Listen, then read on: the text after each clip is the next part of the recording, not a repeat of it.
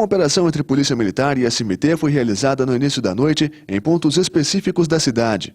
Nesse domingo, o setor aeroporto e o setor Colmeia Parque receberam essa força-tarefa.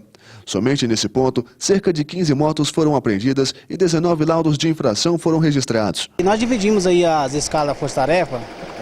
Uma escala a gente irá somente a Polícia Militar e o SMT, onde hoje está sendo essa blitz aqui, onde estamos fiscalizando os veículos. Aqui foi fiscalizado já mais de 50 veículos. Está sendo apreendido aí 15 motos, já foi lavrado 23 autos de infração. E essa força-tarefa trabalha assim, a gente também fiscalizando, não tem o local certo, a hora certa, o momento certo. A força-tarefa vai estar sempre na rua aí, fiscalizando as motos, o carro, o veículo que estiver irregular aqui, eles vão estar levando para o pátio e sendo apreendido. Uma das expectativas nessa operação é que o índice de criminalidade seja reduzido com esse trabalho. A força-tarefa faz uma parceria para poder ajudar na questão da fiscalização. Tanto aqui com os veículos, como também nos bares. Nós já tivemos aí um bar já fechado, né, por falta de documentação, alvará, e vamos estar fechando alguns aí por esses dias aí que estão irregular.